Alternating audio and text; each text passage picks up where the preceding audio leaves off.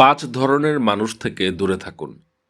Number 1, যারা আপনার কষ্টকে তুচ্ছ করে দেখে, যাদের কাছে আপনার অনুভূতির কোনো মূল্য নেই, তাদের থেকে দূরে থাকুন।